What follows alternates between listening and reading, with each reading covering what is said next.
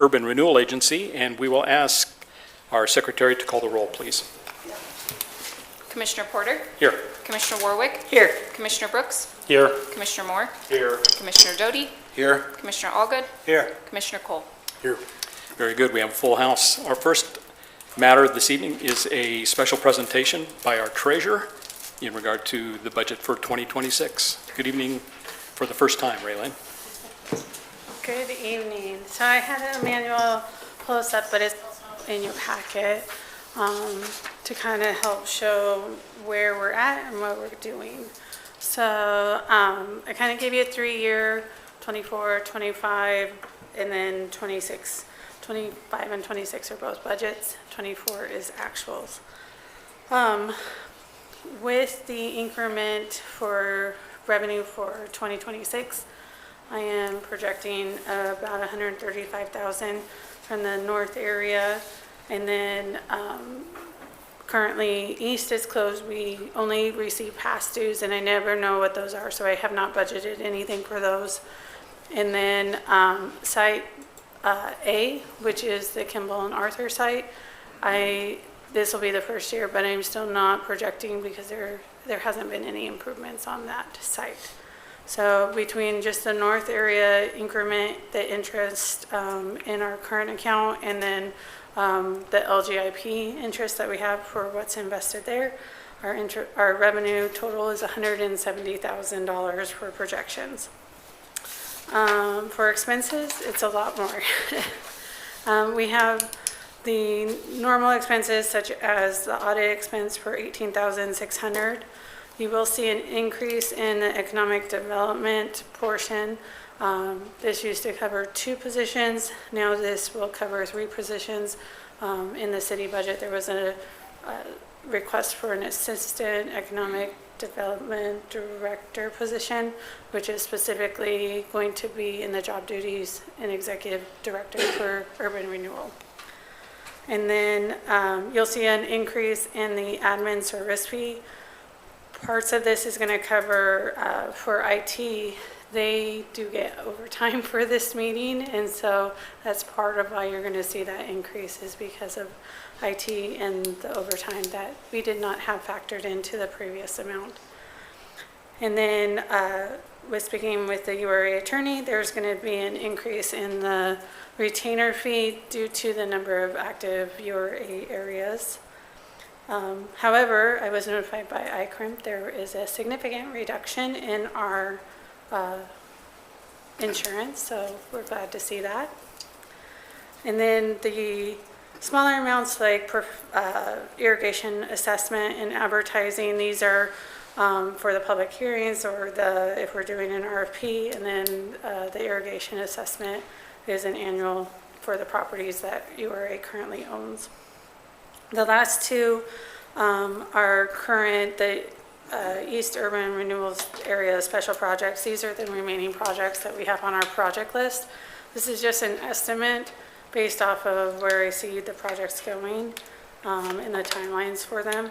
And then we did budget $100,000 for the north area, just within the discussions that we do have for the north area.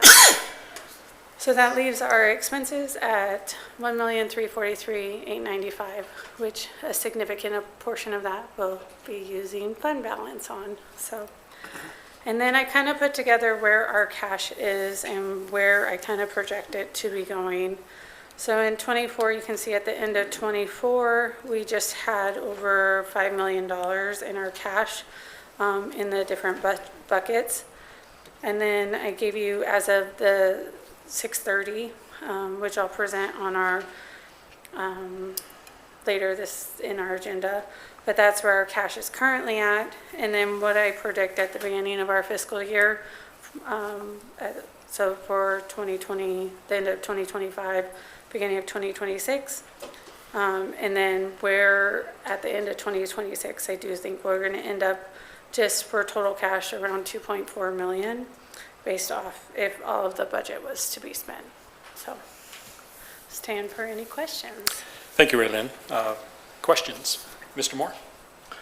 Mr. Chairman, Ray Lynn, tell me in the expense category there, the 365.9 with 3 positions, explain that one to me again. I'm sorry, I'm still recovering from 100-degree heat. So the previous year for 2025, the 226,900, I would say covered about 95% of the cost for the 2 economic development positions that the city covered. Doesn't cover any of the operating, but about 95% of the cost for the 2 economic development positions.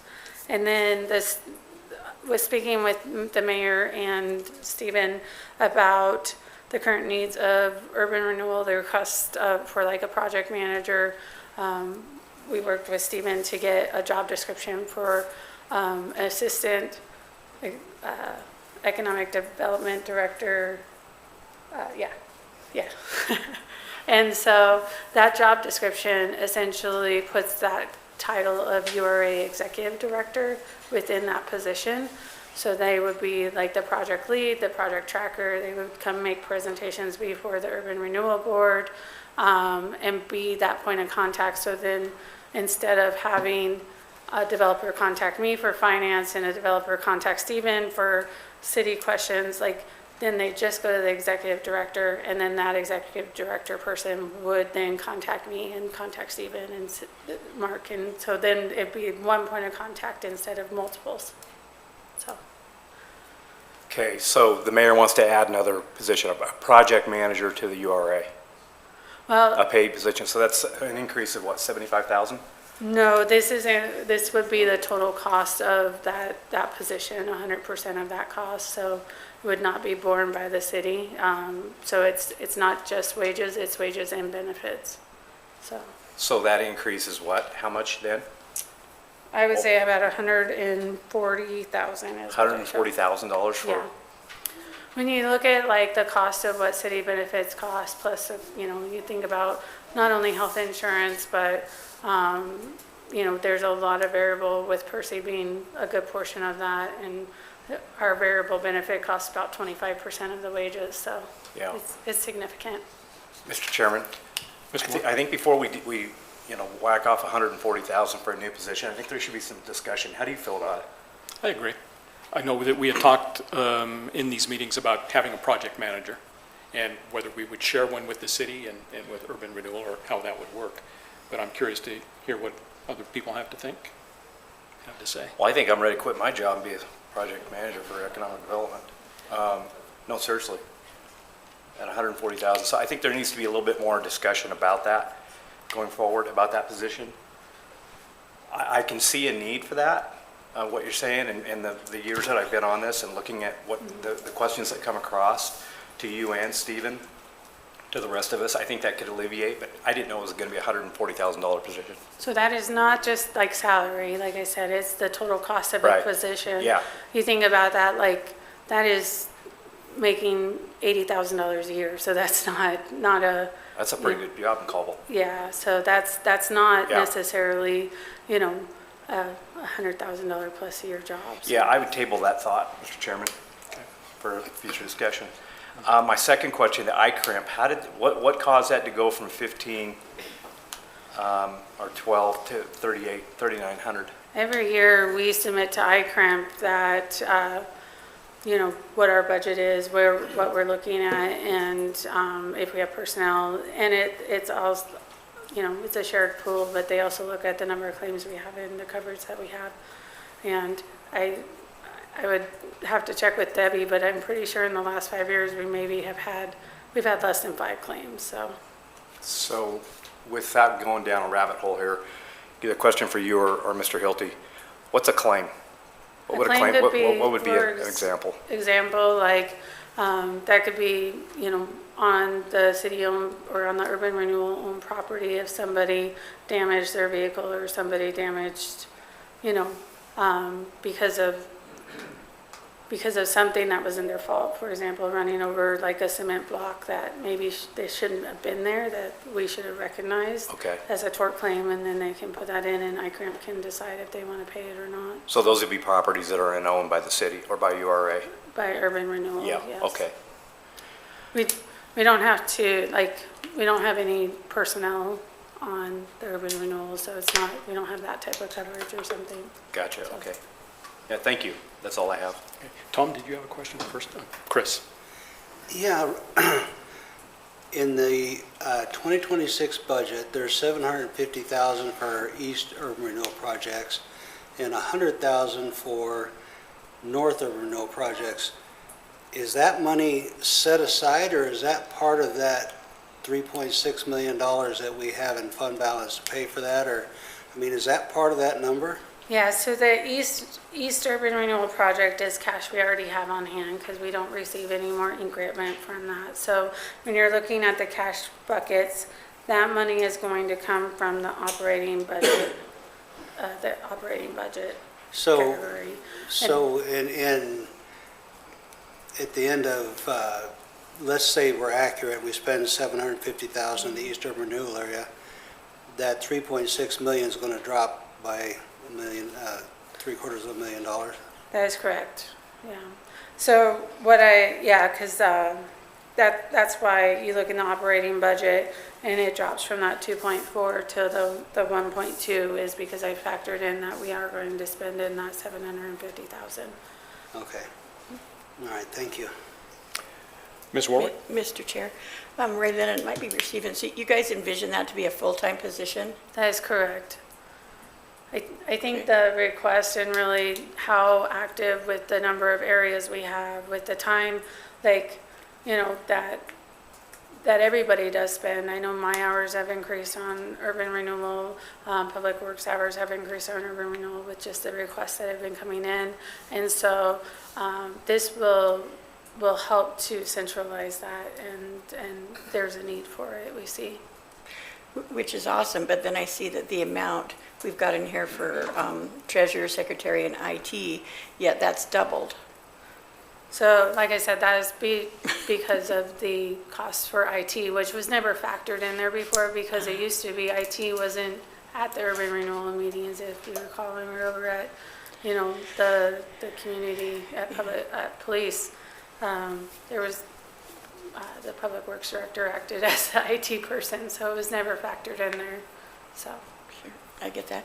And I don't have, a great deal of heartburn about our cash dropping like that, because the point of urban renewal is to spend that money to spur growth. So, the fact that our cash reserves are dropping, they should be. So, especially before we have a real active North Urban Renewal area. Once that becomes active, then they'll be going back up again. But like I said, that seems fairly normal to me. That's all, thanks. Mr. Allgood? So yeah, I just have one more question. So we all share costs of services for different things, but not to pick on economic development, but following up on Mr. Moore's comment. So does Urban Renewal pay 100% of economic development? No, they don't. So all of the operating costs that come from economic development are covered by the city. It's actually covered by a general fund transfer from the city because economic development doesn't have any revenue sources. They don't charge fees or anything like that. So it is covered, other than what comes from urban renewal, it is covered from the general fund and property tax money, so. Okay, so it's some kind of split in some, Yeah, so essentially what has been, that initial 226, which actually when I first started was 216, had not changed from the original development, like it had not been changed for quite a long time. And the city had given significant raises over the last 3 years, and so that portion was no longer covering the cost. And so when I offered the 2024 budget, we did increase that by 5%, that contribution. And then for the last 2 years, I have not increased it, even though the city costs have risen. And so the city's been covering that portion of economic development. Like I said, it's not the 100% cost of economic development, and it's not 100% of their personnel costs. So this increase is just for that new position. That's the only portion of that increase. So I did not increase any other amount. Thank you, Chris. Mr. Moore? Mr. Chairman, so I would like to piggyback with what Committee Person Julie Work said. The cash going down and the spending, I would like to see that, or rephrase that as investing. So I think we spend, but we're investing in this future. So I think that's the most important thing that we got to see this. I see people saying we're giving money to developers. We're investing in our future. So that's how I look at it. Great, thank you, Mr. Moore. Any other questions? So Raylene, this was a presentation this evening. This will come back next month? That is correct, For to action. vote on. So if I guess I would like a recommendation because, if urban renewal is not wanting that new position, then I do need to take it out of the city budget because there is no funding in the general fund to cover that position. So I do need a kind of a recommendation from the committee on how to move forward with that. Mr. Cole? Could you give us like two proposals then next time we come up rather than just one? Well, what do you mean, like 2 amounts? Yeah. So that amount would revert back to $226,800 is what that would revert back to in the 25 budget. No other numbers would change, but under the 26 budget, if I would remove it all out of, economic development's budget as well as this budget, so both sides, if urban renewal did not want to move forward with it. But I think, we as staff see the need for it, and so we wouldn't ask for it if there was not a need for it. Project-wise, there's been this, there's been an uptick on the plans, there's been an uptick on the developments that have been requested, and so that's why we did ask for it. And so I do think if you wanted to hire like someone directly, let's say as a contractor, I mean, you've seen those quotes and they're not expensive. You're going to pay just the same or close to the same. So I think it's, with the city of whether, or with the committee of whether you want to hire a contractor that doesn't necessarily know what's happening on the city side, or do you want to hire a city employee that has both perspectives? So. Mr. Doty? Thank you, Mr. Chair. I certainly support the position. We've talked about it numerous times up here about who's responsible for going out and make sure XYZ is done in a contract, and nobody really knows who's responsible. We can't really expect Mr. Hilty to go out and measure trees and check curbing and sidewalks, and then Ray Lynn's a finance director. We don't really expect Ray Lynn to go out and do that either. So it has come up numerous times, this conflict. Now, about the cost, we can debate that all day, but I'm guessing, let's start here, that Ray Lynn didn't just pull that out of thin air. So can you tell us how you came up to the amount of $70,000? So to put any position in the budget, you have to have a job description, which if the committee wants to see the job description, I'd be happy to send that out to you guys. But Stephen in HR worked to write that job description. And so we start with that, and then we look at within that job description and the duties, where that would fall within the city pay schedule, or, we have different levels or pay grades, and so then we categorize that in a specific pay grade, and then that is how the pay is calculated, and we set a budget. So it's something that it would follow in line with the city positions and right where it should be. On the top of my head, I don't remember what pay grade it came to, but like I said, I'd be happy to send you that job description so you can review it and look at it and see, it does have a lot within urban renewal. It's specifically outlined in there, so within the job duties. Mr. Chair. Yeah, I think that would be great, and how she came up with that, with how HR came up with that, and how it fits that job description, at least so it gives us more knowledge when it comes time to make the decision. Thank you. Yeah. Ms. Warwick? Thanks, Mr. Chair. Stephen, can you tell us how this will help you, and if you could chime in, how it's going to free you up to be able to do your jobs better? Absolutely, Commissioner Warwick. Not that you're not doing great now, that's not what I mean. I appreciate it. Chairman, Commissioner Warwick, we looked at a bunch of possibilities here with regard to this position. We had heard the feedback from this body regarding the communication and development pipeline and what that looked like, and really the steps that proceed from the start of a development to the end, and making sure milestones were met and those types of things. We look at the growth in the city of Caldwell, and we obviously have a staff of 2 in economic development currently, and we thought it would be fruitful to make sure that whatever person we brought on was within economic development, just to know the city extremely well and to work with Ophelia and I as far as the day-to-day activities. But there's a few models you can look at. So in Meridian and Boise, for example, Boise has CCDC, and Meridian has their own urban renewal corporation. Ashley Squires is the executive director for the Meridian Urban Renewal Corporation, and then CCDC has a staff of about 16 or so. But in Meridian, we like that model, but we thought it would be better to have a more hands-on approach with our team to be a tie to the city, because I've recognized that, and no offense to Meridian and what they do and how they operate, they're doing a great job. But within their urban renewal district, we feel like that executive director feels almost separated from the city, and we wanted to have more of a seamless approach to that, or a unified approach to that, to a staff member coming on board. So we looked at the city of Nampa and what they were doing. They have an assistant director position. That assistant director oversees the urban renewal activities within the city of Nampa, and we felt that would be more congruent with what the approach that we would like to see. So I looked at that job description, took elements of that job description, incorporated into the city of Caldwell, but also created a dynamic that, of course, I've heard from this commission regarding what the expectations would be and job duties would be associated with this role. So all that to say, long-windedly, Commissioner Warwick, we definitely looked at all the approaches in the valley.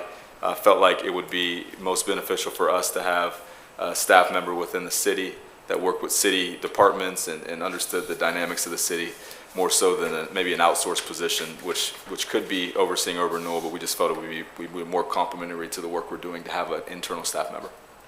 Perfect. And so that would be the contact then for developers that are working on urban renewal projects, rather than contacting you, and that person could then report on their behalf occasionally? That would be correct. There'd be a single point of contact through this executive director role and assistant director position in this department, and you all would be able to communicate with that individual. That individual would be reporting each month to give updates on where things are at, but a single point of contact for the development community as well. Okay, perfect. Thank you. Thank you. Mr. Moore?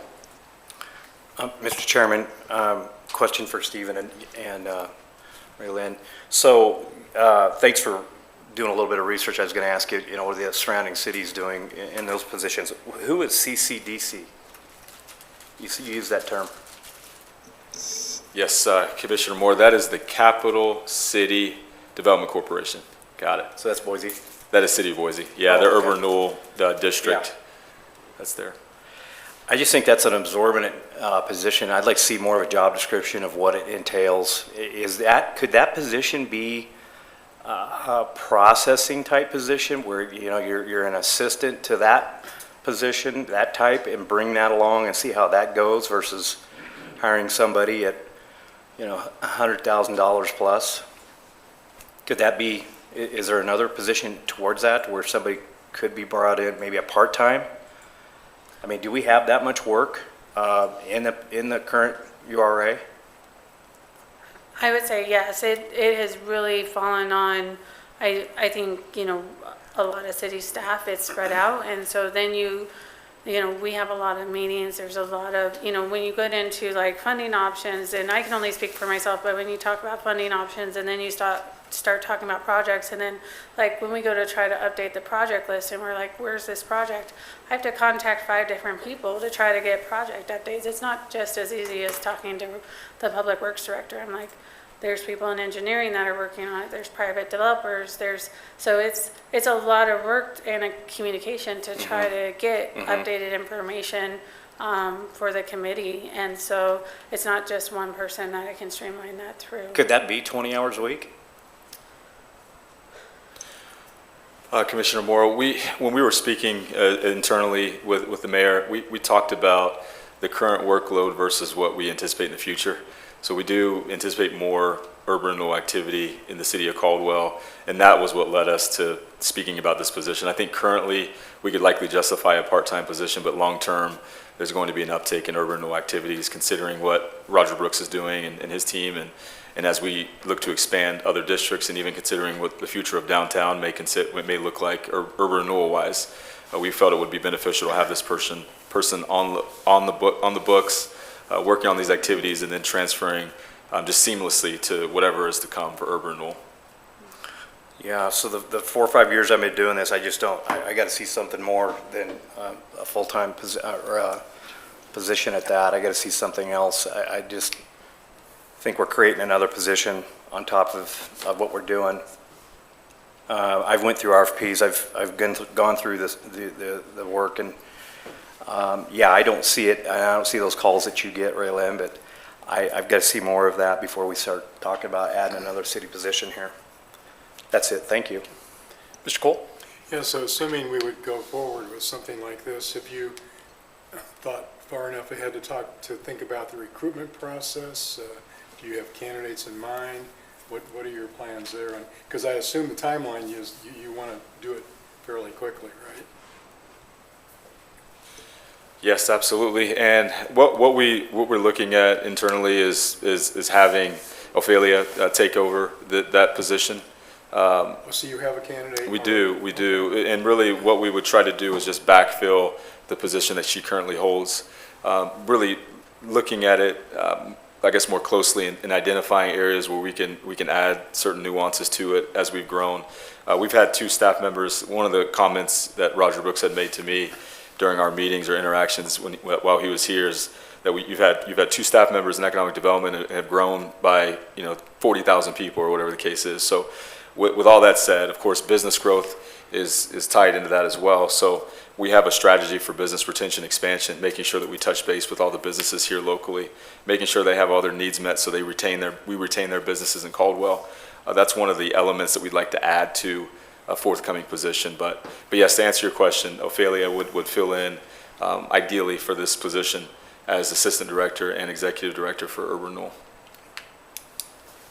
Thank you. Mr. Allgood? Yeah, Raylan, just looking at the future. The 365 is ongoing, and we're paying for it with one-time money. Am I right? I'd say kind of. So as we move forward, especially with the north area, for 2025, I have not been charging admin fees to that. That will start. And so you'll start to see where in the north area that we will start charging admin fees to that increment to use to help pay for those long-term expenses, as they should be. They should be allocated to that. Well, this is my concern. Projected, and your projections are always pretty good, the North Urban Renewal area is going to bring in $135,000 next year. And we're expected to have 1.2 million total for next year. Am I looking at that from operating? I'm not talking about the project, I'm just talking about income. So that's at the end after, if we were to spend the budget as it was. So if we were to spend the 2026 budget, that would be the ending budget balance, yes. So my concern is 2027, do we think the North Urban Renewal area is going to develop enough increment to keep going forward? I'm worried we're going to run out of money, is what I'm saying. I do think that there will be additional growth within the north area, especially with a couple of the current developments that are already in process, because if you remember, like for next increment, you have to have the taxable value by the end of December this year. And so there's some developments that are in process, such as you'll hear about the TIF agreement that's later on the agenda for Maverick, that type of development that will bring added growth to the assessments. So I do see that, and I will say that 135, so I don't get from the county a specific number, I kind of have to estimate. Right. And so for 25, I was off, like that number was more. And so my estimate is very conservative. So I do think that revenue will be more. I don't know how much because I don't get that information until after the budget's set. And I just want to make sure I understand this, because the bottom section of this is fund balance or cash balance. So if we're making the difference between 170 and 1.3 million out of fund balance, that means we have to have fund balance do the same thing next year if we don't have a huge increment growth. Well, the east area projects will be completed, and we won't have those additional projects, so that won't be coming out in the 2027. So that would not be part of the budget in 2027. The hope would be that by 2027, we would have the entirety of all the projects closed out. So, Okay. I'm just wanting to make sure that's all clear. Thank you, appreciate it. Mr. Doty? Just one final comment, Mr. Chair. Sure. On Councilman's, or, sorry, Commissioner Allgood's, Councilman too, but tonight Commissioner. On that point, though, if something doesn't happen in these urban renewal districts, all of this is going to be a problem. So if you don't have an urban renewal district or it's not making any money, then urban renewal will dissolve, is what I would say, until it received enough money that we could get it going back again with the people that we already pay. So I don't think it's just one or two people. I think if it doesn't make any money, all of this money has to come from somewhere, or everybody gets laid off, so to speak. You know what, you see what I'm saying? So it's not, yeah, right. Neither do I, but if it doesn't produce or continue to produce, then we've got quite a problem, not just coming up with a couple $100,000 is all I'm saying. So, thank you. Mr. Chairman, Mr. Moore? not to say that anybody's not busy here, but I would piggyback that. I mean, we've got the north, we're looking at something over here on the other side of the tracks. Are we really that busy right now to support somebody new? Current position or current projects? So I think before we, crack off a new employee for this agency, I think we ought to do a little talk. I think it needs to go beyond 30 days. if I could just make a comment. So what's interesting, and I don't want to speak for the chairman, but he puts in a lot of volunteer hours to kind of represent URA. And I think this is part of the reason why we're asking for this position, is to take that off of him, so he's not having to meet with developers and meet with contractors and do those additional meetings as volunteer, that we actually have an employee that's doing it, that then it's kind of within the realm of the city. So, Yeah. because what ends up happening is, one, Jim, the chairman, has that knowledge, and so then it's not necessarily getting, some of that's getting passed down. But then also, I hate to say this, but if Jim is representing Urban Renewal and gets hurt, it's not an employee of Urban Renewal, it's a volunteer. And so there's not this mechanism to help with that, if that makes sense. Yeah, so why don't I make a motion that we put him on the payroll? Because him and I do meet once a week, every other week on a Wednesday, and we catch up. I'm fully aware of how much he puts in, and I know he enjoys it, and he does a good job of it. The texts, the emails, the phone calls, yeah, I'm aware of that. I just want to make sure that we're doing the right thing, and I know you guys do too. But I just, the mayor says we need somebody. I haven't seen the mayor here but one time in 4 years, okay? So that's transparent. Yeah. So I think we ought to take a look at this and be very careful with it. So I guess the question is, within this, is it because it's a full-time and we're jumping straight to full-time? And is it something that you want to move to part-time, or is it just not have anything? I guess that's type of the feedback. Because I think that the need is still there. It is the budget I just presented, but I think I need to know, like, if you want me to take it all the way out, I'll take it all the way out. It comes out of the city budget too. Or if it's part-time. I don't have the part-time cost in front of me, but you think about that 25%, that all comes off. And so it's maybe, I'm going to take a stab between probably around 50 is what the part-time position is going to be. So that's just a stab in the dark, though, maybe less than that, so. Ms. Warwick? Thank you, Mr. Chair. And the reason I ask if it was a part-time position, not that I think it needs to be. In fact, I think if we're hire somebody for that position, I think it needs to be full-time, because I think everybody up here can speak to the fact of how long it took us to learn everything about urban renewal and everything about going on with the projects in the city. And that's not something that you're probably going to be able to do very well on a part-time basis. You're going to have to dive right in and figure it all out. And so, if we're going to do it, I agree it needs to be a full-time position. There's a lot to know and a lot to learn. And, you know, if, they're going to need that time to be able to do that, I think. And, you know, I think it was actually us on the commission that came up with the need for this, you know, when we were questioning, you know, why are developers contacting Mr. Hilty? Why are they contacting you? Why are they contacting Stephen? You know, why aren't they coming here to report themselves? But if there was a one point of contact within the city, like you said, that person is going to have all the information that we need, and we can request when we want a developer or whoever to be here. But I don't think I don't think a part-time position would do it. I just don't. Okay, thank you. Mr. Cole? Yeah, for me, it's going to be extremely helpful to see the job description. I think before I would say yes on 140 or 120 or part-time, what is the job description? So.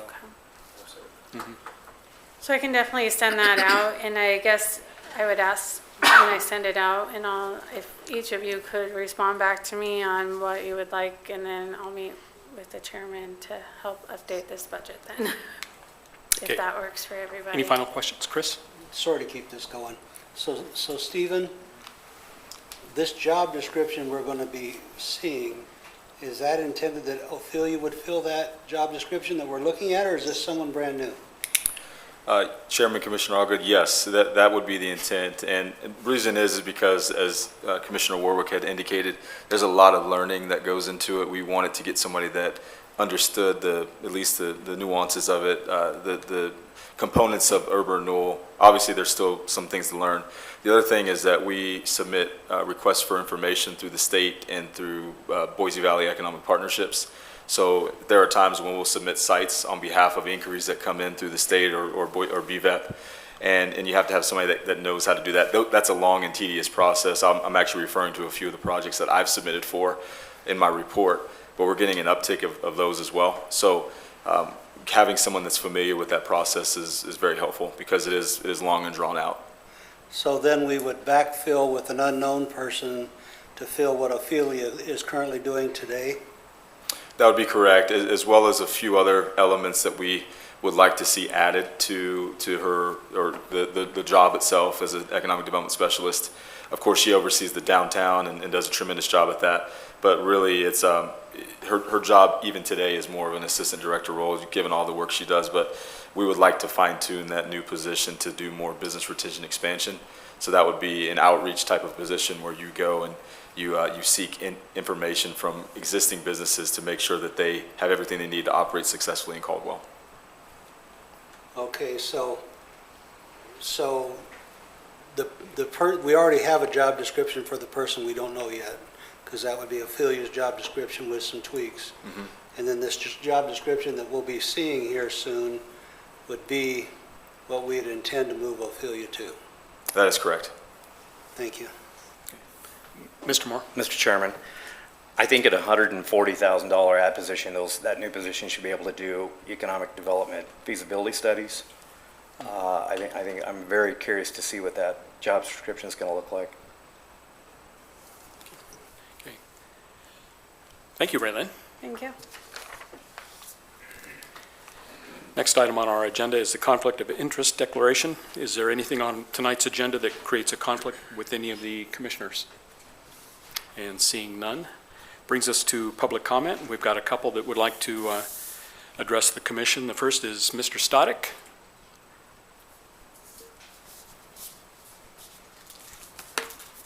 Good evening, Chuck. Mr. Chairman. Chuck Stodick, 13419 Cedar Park Drive, Caldwell, Idaho.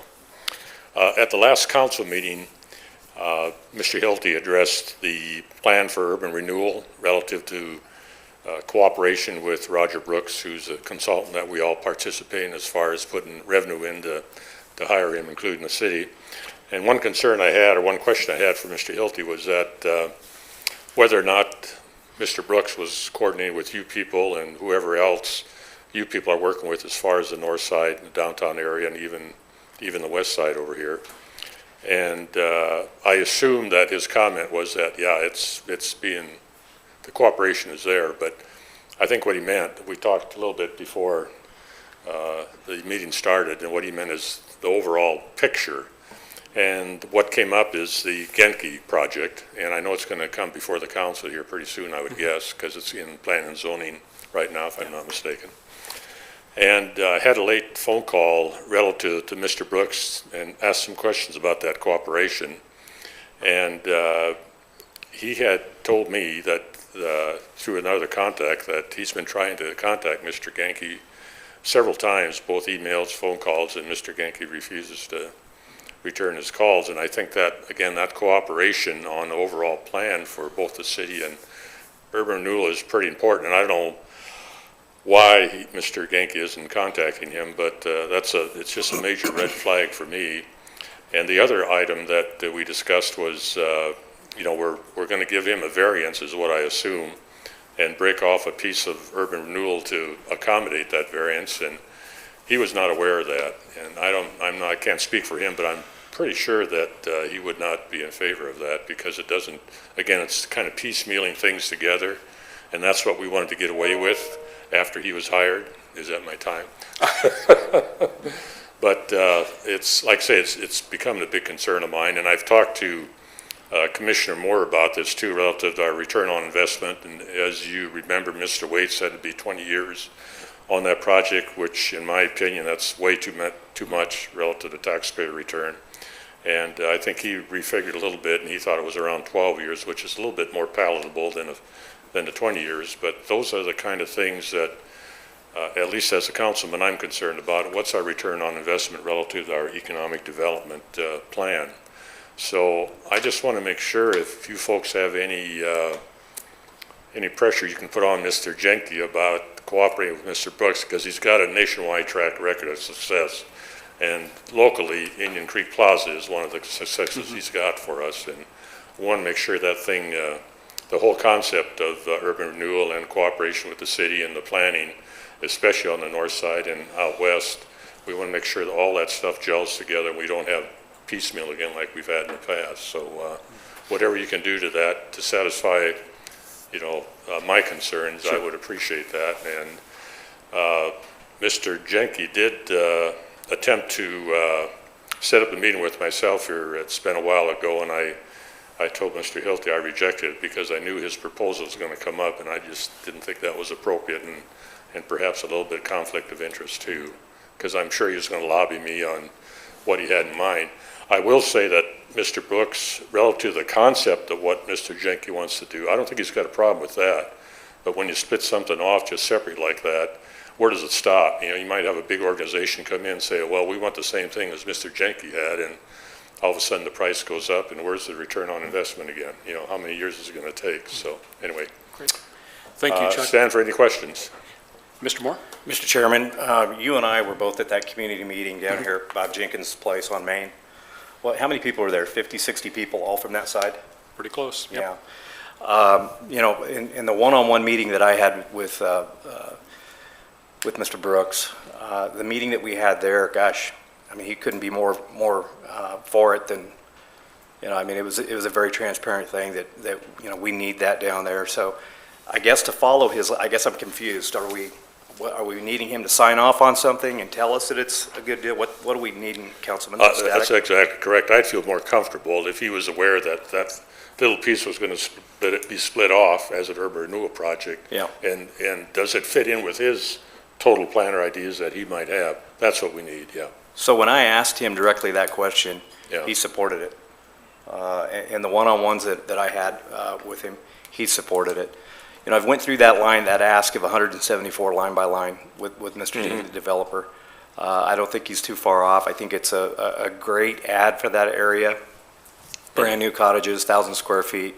If he sells them for under 300,000, which he's saying he's going to do, that's the nicest thing down there right now, present. That would be the nicest thing down there. So, and an opportunity for somebody to live in that area. So I think we're all on the same page. Why Mr. Jenke's not calling back, I have no idea. Don't you think that has to happen, though? I mean, make sure that's all coordinated? Oh, I think it already has happened. Oh, has it? Yeah, I think it has. I think it He has. relayed to me that he hasn't had any communication with him at all. Yeah, well, the communication I've had with both of those two, I think it's adequate. Yeah, and to clarify, Mr. Brooks did comment that he believes in the concept, but whether it fits in with the big picture is what I'm concerned about. Yeah. So, I'm not sure how it wouldn't fit in with the big picture, Mr. Chairman. How about you? I think it's exactly the kind of project, infill project that we're looking for in this area is, but we want to make sure it's good for everybody, not just for one particular developer. yeah, and like I say, the amount of money that we've all spent to get Brooks back in here, I think, we need to get that cooperation back together, make sure, the left foot knows what the right foot's doing. That's my concern, so. Thank you, Chuck. Ms. Warwick? Thank you, Mr. Chair. I was in the same meeting with Dave, with Mr. Brooks. We met with him together, and we talked about that specific project, and he thought it was great for that side of town, that it would be something that may spur other things like that going on in that part of town. And it didn't seem at all, and correct me if I'm wrong, Dave, that he had a problem with it being a small little parcel doing it that way, because it's going to happen quickly, as opposed to the north side urban renewal area that will take much longer to put together. Mr. Brooks seemed extremely supportive of that, and hopes there could be a lot more things like that in that area. Yeah, and no doubt about that. Like I said, I'm sure he agrees with the concept. It's just how does it fit in with the total picture is what I'm concerned. And he was not aware that that piece was going to break off as an urban renewal project. And how many more besides that are we going to have that's going to be piecemeal like that? So that's a big concern I have. Mr. Chairman, I hope we have a lot more like that. I mean, it only benefits that area. Yeah. Mr. Cole? So, Councilman, with your position being on city council, do you think it would be appropriate for you just to contact Mr. Jenke and say, we think Mr. Brooks is in favor of this. Could you just please return a phone call, not getting into any substance or of the thing, and just ask him to do that, because you have a lot of power and clout as city councilman to ask Mr. Jenke to follow up with that, so. I don't have any problem with that. Mr. Hilty doesn't. Depends on what I ask and how I ask it, right? Well, yeah, it came up, Chuck, as we were talking before the meeting. I would defer to Oscar on that. I guess my firm does have some ongoing relationship with the city and doing some legal services. So I would be more comfortable if you reached out to Oscar and said, Okay. hey, what are the parameters here for my communications with Mr. Jenke? He may have a different opinion than me, and I would defer to him. For the public who doesn't know who Oscar is, that's the city attorney, so. I will do that. Did you have anything else? No. Okay. Sorry. Okay, thank you, Chuck. Okay, thank you. Appreciate it. Appreciate the time. Next person to address us is Paul Webster.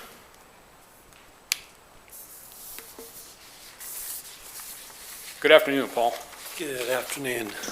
Good afternoon, Chair and Commissioners. My name is Paul Webster. I guess my work address, 1200 Grant Street, Caldwell School District. Home address, 1216 Falcon. Both are in Caldwell. What I'd like to address is the proposed URA map for the central area. Both colleague and I have kind of looked through it, and I know that that's going to be discussed later in the night, but I have no idea how much detail that will be.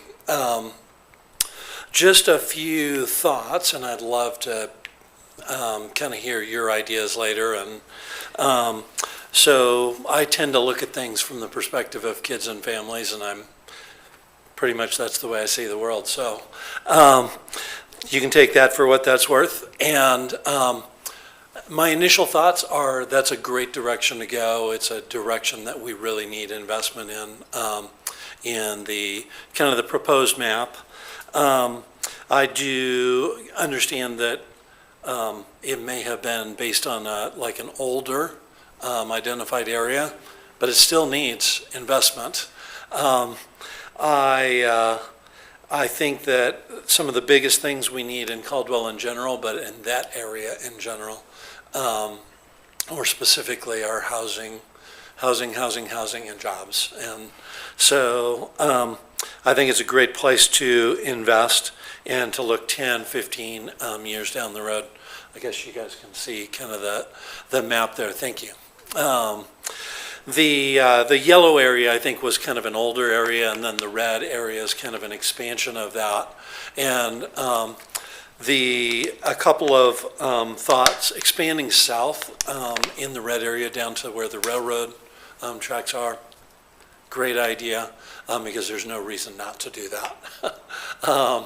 And I would ask, just thinking from kids and families again, is include the families that already live there in planning that. And, I've got a couple stories with families in the last year or two who have kind of pinched things together and worked, and some of the really cool things happening in that neighborhood are done by families pinching and working together and putting grandma across the street and or taking an old dumpy lot and building it up to something really cool. So include the families there. I think they'd love to invest in that. Include any opportunities there is for sweat equity, because those guys are already building this whole valley. There's so many people coming out of there with ladders and, construction out of that neighborhood. So it's a great place to invest. I do have a couple questions, and I don't need answers from y'all right now, but is one of the questions I wondered about is extending over into that Rotary Ponds where the red line goes to the west. Because most of that, I think, is publicly owned property. I just didn't see the opportunity for the tax increment. So it's a cool area. I think there's so much opportunity where that Boise River comes through there, and I think really needs to be great green space. But I don't know that it's going to be an investment that's going to pay like actual tax money down the road. But I could be wrong, and you guys may have some other ideas or know things I don't. Probably do. And then the second would be, I wondered why it did not extend to the north, kind of north of that area on the other side of the freeway. And just a little bit, I would say kind of that triangle that is Illinois, Madison, Centennial. And I'm not saying it should, and if it was going to slow it down, I'd say don't do it. But that neighborhood is very much very similar to the one that's drawn out there. And but generally, great idea. I'm interested in supporting that. My team and I would be happy to connect families for input, or organizations for input. It's a great bang for your buck. As far as what we invest in there, I think can really turn things around for our city and for those kids and families. So thank you. I stand for questions if you want. Thank you, Paul. Any questions for Mr. Webster? Mr. Moore? Mr. Chairman, so tell me this, how would we get more people involved? How do you do that? Because I've been door to door, we've tried to post it, and you might get a handful of people at the most show up, but other than when we had that meeting down here on Main, Yeah, we had a lot of probably people. That, I think people that they trust, if it's kids with families, most of them go to Sacagawea, and that, so there are a few people they trust there. There's a couple churches in the neighborhood who have connections, but yeah, it's very much a grassroots, under the table network. And Amy Benitez at Sacagawea would be a great contact on my team. Great, thank you. Very good. Thanks, Paul. Thank you. Appreciate you being here. This brings us to our consent calendar. Do we have a motion in regard to the disposition of the calendar?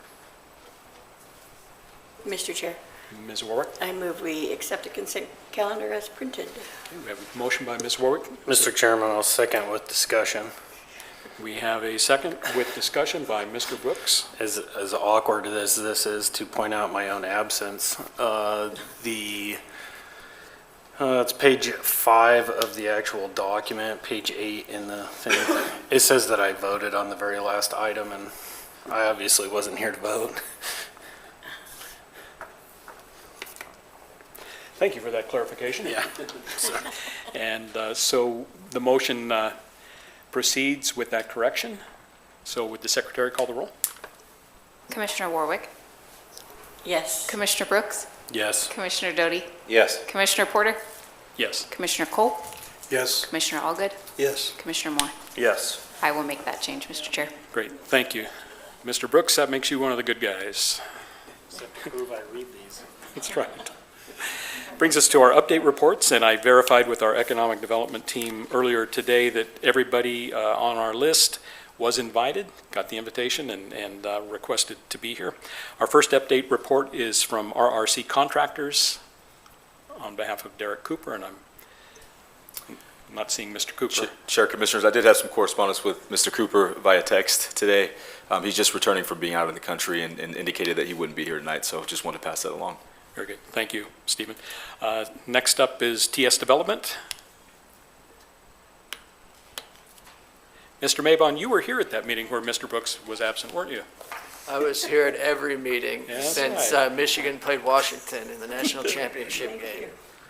I think every one of you may have missed the meeting except for you, Yeah. right? Welcome. But that's okay. I'm here.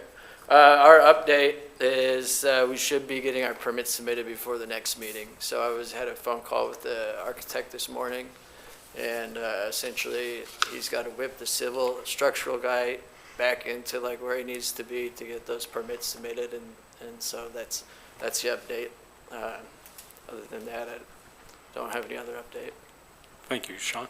Any questions for Mr. Maybon? Excellent. Thank you. Thank you. Next update report is from Shane from Base Layer. Good evening, Shane. Good evening. How's everyone doing? Pretty good. Great. Thank you for having me, and if we could just pull up a couple of slides here, if you don't mind. Just wanted to give you some updates and kind of go over a few things with you. You can go ahead and go to the next slide. Thank you. So this is what's laying out to be our lot design, and I think we've got some great flexibility in this design. It allows us to capture the unknown a little bit. As you know, this is an open canvas and quite a large property, and so we're trying to really define and refine our layouts. I think the circulation roads are mostly defined. I think utility locations are generally defined, certainly defined for water and sewer, and some of the other utility locations are to be determined through end user requests for gas and things like that. But I think we're really getting to the point where end users are coming to us and we have better answers to their questions. And we're not quite there yet. I think we have, some work to do. However, it's better than it was 30 days ago or 60 days ago. So we're getting there. If you can go ahead and go to the next slide, that'd be wonderful. Thank you. I wanted to share this information that was provided by Rob McDonald, and I think you've seen this probably in the past. These are projected development scope of schedule and with cost estimates and timing, projected timing for each of these things. And as we're going through this, we're pretty acutely focused on that gravel lane extension and utilities. And I think it'll be an important piece for us to be able to actually get, tax revenue coming into the city. We've got 3 projects that we've identified. They're the top 3 that Rob identified, and we're to the point now where we really need to start designing how these utilities and circulation road, and in particular gravel lane, will actually enter and exit the property. And so, in talking with Rob, gosh, it's been probably a month or so ago, he had indicated that if, we were to take the lead on that component for the design piece, that it probably would help us to, move the project along a little quicker. We have some good relationships, one with KM Engineering, and so we went ahead and got a proposal from KM, and this is the $135,000 proposal is for the design of water, sewer, and road gravel lane extension through the property. And so, in talking with the base layer partners, we're prepared to move forward with engaging KM. We would front load that cost, and then we would look to the Urban Renewal Agency for reimbursement, and hopefully that would be included some level in the city budget. And so this is kind of first blush where we're at on this piece, and we would like to get going, kind of sooner rather than later. I think what we're starting to see is if you look at that timeline for estimated 2026, well, gosh, we're already halfway through July and 25. I'm hearing, in the construction development side of things that, asphalt plant shutting down is starting to be a part of the conversation for the end of 25 already. And so it feels like if we can get this piece done, then we can get proposals for construction costs, share those with you all, and decide, priority-wise how to move this project forward. If you go ahead and go to the next slide, that'd be wonderful. So some of this slide, we kind of took out some of the pieces that we've already, I'll say, completed. The lot line adjustment component is critical to us to really move forward, and that's something I feel like we can do today. We really need to get the lot lines recorded so that we can be able to enter into purchase and sale agreements with end users and buyers. And regardless of timing, it's a legal document that without that, we can't enter into a binding agreement. So we would really like to move the recording forward for the lots. And then as we work through, some of the roadway and network and utility design piece, I think those are a little bit fluid, and it would be good for us to be able to, have conversations with buyers that are, able to view a lot, see a legal description, and enter into a contract with us. And so I'll talk a little bit about, on the next slide, before I go forward, hang tight here with me for a minute.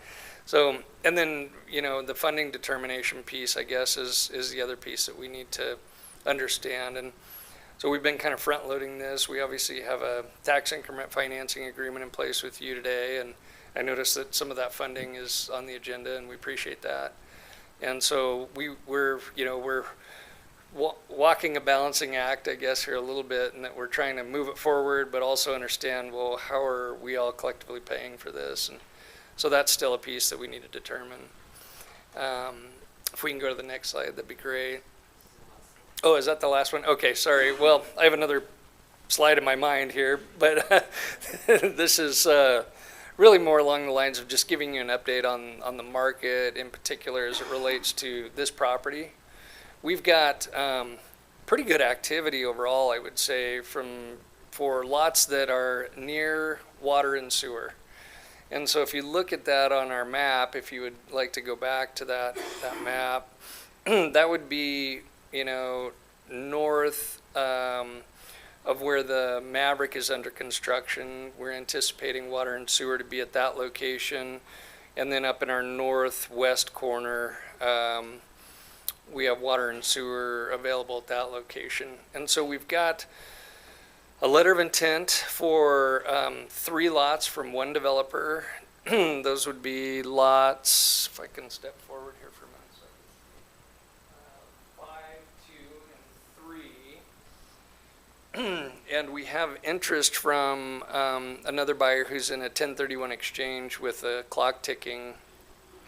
They've sold a property and they would like to look at buying a property in here, and so that would be, I believe it's lot 12. That would be lot 12. And so what we're seeing in the market is that the market's telling us that we're interested in the site, we like it, we need to know where utilities are and circulation roads, and how do we move forward with connecting to those things. So there again, that's kind of where we're at on it, and if you have any questions, I'd be happy to try to answer those. Thank you, Shane. Any questions? Mr. Doty? Just a couple comments. Like, you were sitting here for the presentation. Obviously, there was a lot of discussion just over a new position and how the numbers are all going to work out. Yes. And I get that you got to build it in order to get the money to come into the area to draw more people, but it certainly is something that needs to be worked out, right? We can't just keep doing TIF after TIF after TIF when there's no money in the pot to get any, but I do understand in order to get any money in the pot, you also have to build it. So, and then on top of that, have you talked, you keep mentioning Rob, which is great, but have you talked to planning and zoning so that they've looked at this and make sure it's cohesive with the comp plan and they're aware of what the lots you want to accomplish out in this area as well? Yes, we've worked with them. In fact, we have a fully executed development agreement that I believe was recorded today in place. And so we're pretty far down the road on that side of things. That was a 2+ year body of work that we all put in as a team, collectively, the city and each department and us. So I think everybody that I've heard from and seen, in emails and things, I think everyone's generally on board with this plan. And so we'd like to progress it forward so that we can try to get, some of that tax money coming in for everyone, so. Any other questions? Mr. Moore? Mr. Chairman, Shane, thanks for coming here tonight. I've got an odd question. So as I drive out there and I look out and I see crops on top of that a lot, how does that affect interested parties in wanting to invest out there? Or maybe it doesn't affect, and I'm all for growing a crop if you can grow a crop on it, but how does that affect interest? Yeah, so far we haven't heard of any negative feedback on it, and I drove out there again today and I noticed it as well. We're communicating with those buyers that do come out and look at it, that, these crops are seasonal, and, if we continue to move forward and have construction at some point, which will happen, those crops won't be there, obviously, but hasn't been a detriment on the marketing side. And we've been a little, reluctant to fully market this until we have some more of these questions answered too. So these are really relationships that we have through my brokerage firm that we're talking to these folks on. So my last, thank you for answering that. My last question that kind of goes along with Councilman Doty. So the comprehensive plan, you said you think everybody's for it, or they are for it? Is everybody good with everything that's going on? It sounded like there was a general hesitation there, maybe. No, that was probably just me stuttering, but no, everybody's on board with it, and we're moving ahead under our development agreement. Okay, great. Yeah. Thank you for coming tonight. Of course. Yeah. Any other questions? Very good. Thank you, Shane. Great. Thank you very much. Appreciate it. Next update report is from 7th and Main. Is Dean on the line, or? Dean, can you hear us?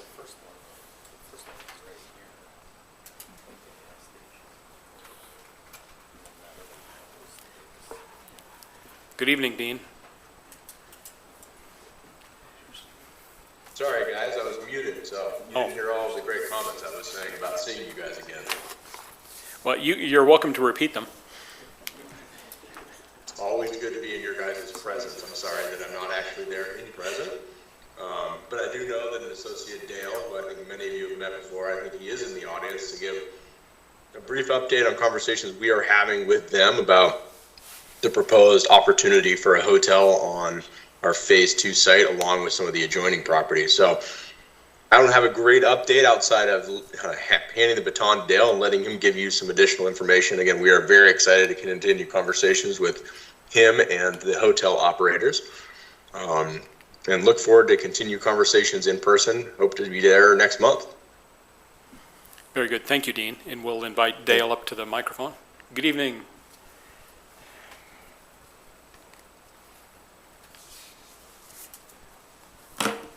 Good evening, Chair. Thank you. We have had great talks with Dean to move forward on that particular project.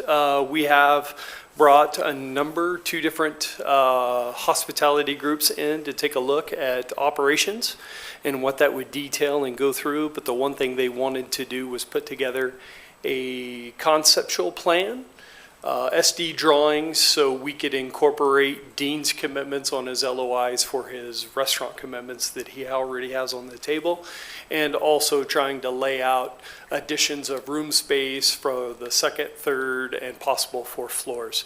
That is something that we're working through right now with Dean on how he would like to see that laid out on his particular parcel and the opportunities to come across the Esplanade onto the other side too as well. That will continue to move forward. We are extremely excited about the opportunity to do this, and Dean has been gracious enough to work with us to put that together. And so we'll continue to move forward. We're just waiting to see about the opportunities of that land coming to move forward so we can combine the parcels to have that. And he has been gracious enough to entertain us in putting that project together. Very good. Thank you, Dale. Any questions? Mr. Moore? Thank you, Mr. Chairman. Hi, Dale. Thanks for coming here tonight. Absolutely. So I'm just curious, and I'm kind of anxious to see what the numbers and the financing will be on this plan, because it sounds like a good one, but, and I know you probably can't let the cat out of the bag too far, but when can we expect something? When do you think? The ETA, big thing for Christmas? us is having the lot within the district and being able to have somewhat of a commitment from URA to move forward with this particular project. Dean does have access for his particular parcel and does have a plan to move forward without the hotel. And we can't continue to disclose all the information of what we're trying to do until we have adequate access to that particular parcel and development. I can tell you that it is a world-class design for the hotel. It's not something that is a brand standard. It's something that's dedicated to the wine industry here in Caldwell. And so it is with a branded hotel. It's just a soft brand hotel. So we can bring the history of the wine industry into that particular hotel, more of a boutique design is what we're trying to accomplish and do. And also what we'd like to do is add in a couple of extended stay suites if possible. That's why we're keeping that open for Dean's parcel too as well as we come across on his side. But until we can have that, it's hard to put together a partnership between the two agreements. I can tell you Dean has been very excited with the designs we've been able to put together and the approach and being able to modify for plans on his parcel, that he was very excited to move forward with us. Thank you, Dale. Thanks for coming tonight. Yeah, thank you. Any other questions for Mr. King? Very good. Thank you so Thank much. you. Dean, any last thoughts from you? Yeah, I think as Dale pointed out, it's a bit of a chicken and egg. You're ready to commit and to move forward, but without an understanding if that existing parcel will be put into a new district or not, it's tough to really hit the road running or put a whole lot of time and energy into something that may never come to fruition. So I'm not sure if it's been discussed or what the timeline might be for that parcel to come back into the district. I'd appreciate an update if there was one. Mr. Moore? Mr. Chairman, question, Dean. So did you guys meet with Roger Brooks while he was here? Was there any discussion, mutual discussion on that to have his sign off on this deal? My conversation with Mr. Brooks was more in casual conversation, not directly associated with that parcel. Thank you. Okay. Any other questions for Mr. Dean? Dean, thank you very much. Thank you. Talk to you soon. Our next update report is from Wolfpack Development, and Carrie on the line? Carrie, good evening. Hello. Trying to get turned back on. Okay, so thank you for letting me join on Teams tonight. And the only update I have tonight is I did tell you guys last month that it was likely we were going to lose the retail business that we had for the space next to Happy Teriyaki, and that did happen. We do not have anything under contract any longer on that property, so we are still in the same position, actively recruiting, and we would love any help with that. And obviously, Ophelia and Stephen know that, and so that's my only update. Thank you, Carrie. Any questions for Carrie? I'm not seeing any questions for you. Thanks for checking in with us. Thank you. And our final update is with Canyon County Fair. And Mr. Hilty, you've had some Yes, Mr. correspondence? Chairman, I traded emails and spoke with Ms. Center today. She's in the throes of prepping for the fair, which starts a week from tonight, so she was apologetic she couldn't be here. I've got some additional thoughts on that project that I have under the attorney comments, and so if we want to wait till then. Sure. Very good. Thank you, Mark. Okay, that brings us up to our old business, and the first item is a report from Adam Garcia on ArchNexus and the feasibility study. Good evening, Adam. Good evening, Chair, rest of the commissioners. Sounds like it's a good idea that I've been here today. Yeah. There's lots of questions. So first of all, I want to thank Mr. Brooks and his team. We've been corresponding and coordinating with each other. A great group of guys. They've been extremely responsive to any questions we had or any information we need. So great group of guys to work with. That's the first thing I want to say. We met with several folks, as you guys know, at the city, and some of you as well, as we're doing our studies and gathering information. We've also attended Mr. Brooks' community outreach meeting as well, and some of you were there. Right now, we've got enough information that we're going to start meeting with Mr. Brooks and his team weekly. We're starting to figure out what days works best for us, whether we meet virtually or we meet in person when he's in town. So that's happening now.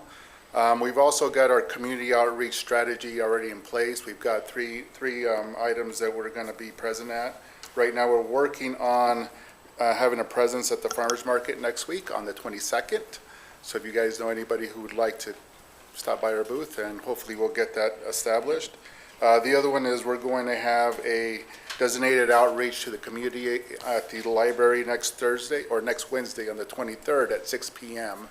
So if anybody's listening, we'd like to have you there. And if anybody here would like to attend that, we'd like to have you there. The more voices, the better. And then we're also working on having a presence at the Latino Night market here in Caldwell as well. So we're trying to be present for most people if we can. It is a hard group to kind of reach out to. It's a very blue-collar group, so everybody's working. So we're doing our best to reach out to those. The people that we have reached out to, we've sent them our flyer with information of when these meetings are. So if anybody has any questions or anything like that, please attend those meetings. We'll be more than happy to entertain you. Each one of our meetings will be interactive because we really want the community to feel part of this. So we'll gather all that information. Again, we plan to share all this information with Mr. Brooks and his team and vice versa. So again, been very happy to be meeting with him. Other things, I believe I covered. I believe I have everything here. Yeah. So yeah. So we do have a team coming in next week to attend all these meetings with me. So again, if anybody has any questions, reach out. I'm here in town. Any questions for Adam? One of the things that Adam and I spoke last week, and one of the things that they said was they will go into these next round of meetings with a little bit more scripted agenda. We kind of got out into the weeds a little bit with issues that really have nothing to do with urban renewal at our first neighborhood meeting. So yeah, we'll definitely have some control on that and kind of really focus on the things that matter. To Chuck's point, and Mr. Paul, is that some of the information we received is the information that's actually happening right now as far as development, and incorporate that into our studies. And Mr. Brooks is aware of that as well, so we'll make sure that we include that in our study along with whatever tax acclamations come from that as well. So rest assured that we'll cover all those bases. So if anybody has anything that they would like to see in the report, please let us know as well. We'll get that in there. thank you. Ms. Warwick? Thank you, Mr. Chair. Adam, to Mr. Stoddick's point, did you happen to have any conversation at all with Mr. Brooks about the Jenke project over there? No, we have not. We haven't gotten that far yet. Again, a lot of this information is fairly new. And so as we're gathering, we're sharing. And so if we hear something that he hasn't heard, obviously we'll feed him that information as well. But we'll get to the bottom of that and figure out what to do there. All right, thank you. The other thing I did want to share for Mr. Paul, when we did have a meeting with some of the folks, but particularly the mayor, he was really adamant about we put something in there for not only the kids in the area, but also education and a place for them to feel comfortable. So we'll work on that as well. Very good. Thank you, Adam. All right, thank you. Okay, our second item of old business is an action item. It's to consider a resolution approving the TIF agreement with Maverick. If you'll remember, we got this last minute at our last meeting, and so we're back to take another look. Thank you, Mr. Chairman. Good evening, Commissioners. It is, what you have in your packet tonight is essentially what was provided late at the last meeting. There was discussion about having a special meeting to approve it. Ultimately, at the staff level, we decided that wasn't necessary. The timing of it is not going to delay ultimately the repayment just by continuing it to this regular meeting. So I think I did see an email come across from Mr. Moore. He'd reviewed it shortly after and was comfortable with it. The guts of it are on page 33 of your packet if you want to look at that. That's the table that shows the projects that would be subject to reimbursement, the total amount of reimbursement. Again, it is a TIF agreement, so this reimbursement comes only from taxes, a portion of taxes that would be paid by Maverick. I believe the estimated project value is about $12 million. So with that, I stand for questions. Okay. Thank you, Mark. Mr. Doty. Just for the record, maybe Raylene can answer this. What is the split on the TIF? So the first 2 years after the project, it's 25% going to admin, and then after that, it'll drop down to 10%. Our percentage is 25 and then 10 after that. With all the discussion about the budget tonight, I know this was on the last agenda, now it's back. Are you concerned about this TIF agreement at all, or the expenses that would be coming in versus going out? So with each of the TIF agreements, it's only limited to the specific parcels, and so it doesn't impact the entire area. It's only limited to those specific parcels. So there is a concern, but there's also a cap on it because it's only what they pay in that property tax for those parcels. So there wouldn't be any other funds from any other parcels going to that. So Right, Mr. Chair. And so if they don't build it, the increment that would go up, I mean, they'll never get it back unless they build what they say they're going to build in any sort of timely manner, correct? that's correct, yeah. Thank you. Any other questions in regard to the resolution? Right. Do we have a motion in regard to this resolution?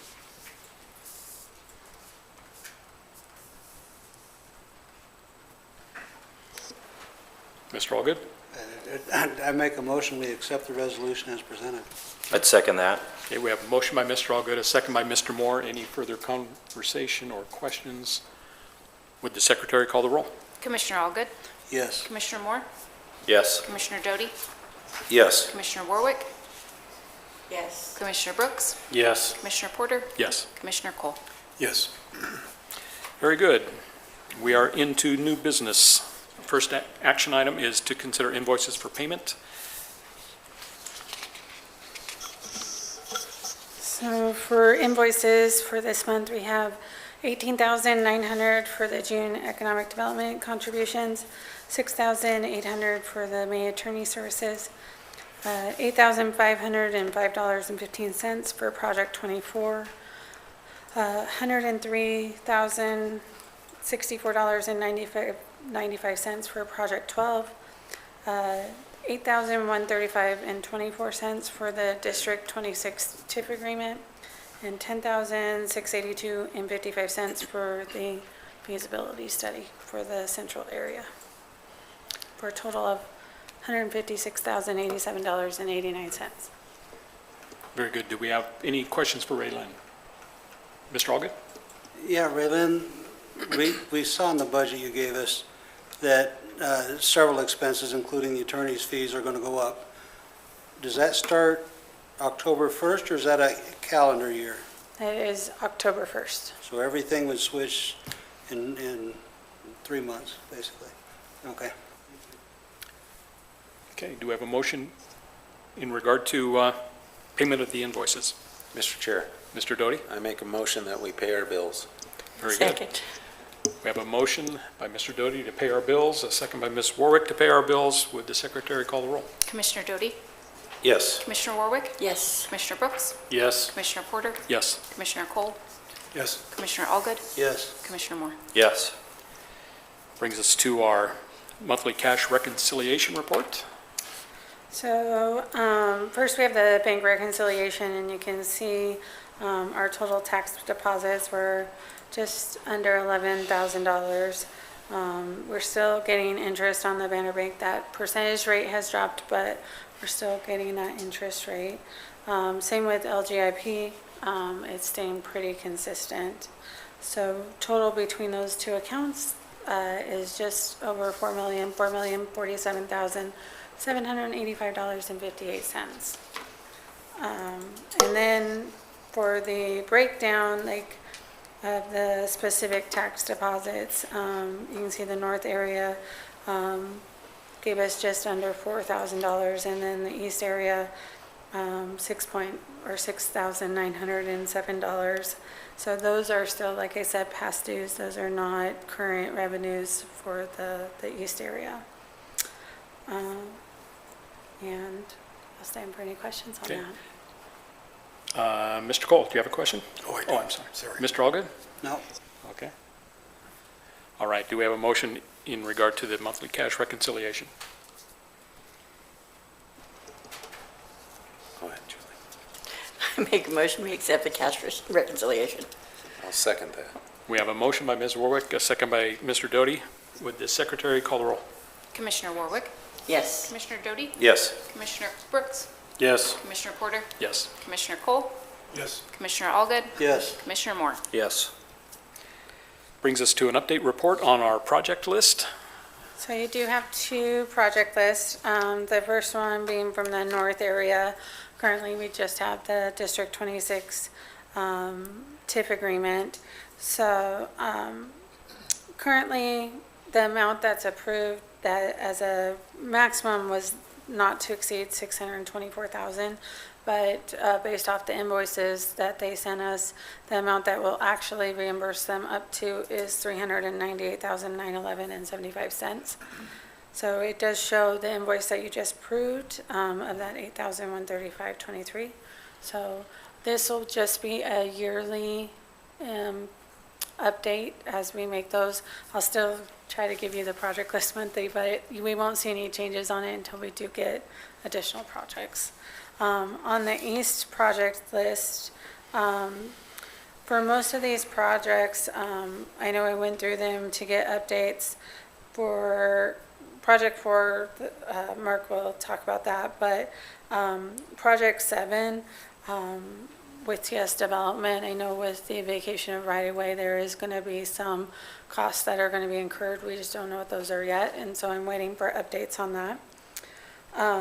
For Project 9, that specific, that is the hotel site, and so we're kind of in a holding pattern on that because we don't have any more expenses coming in, but there is still that second parcel of what to decide on that. U-Stick Bridge for Project 11, that project's currently underway. That money that money's getting spent quickly and will be zero by the end of the year. Project 17 with that 3,046, that project is done, and so that money can be moved to another project when we're ready.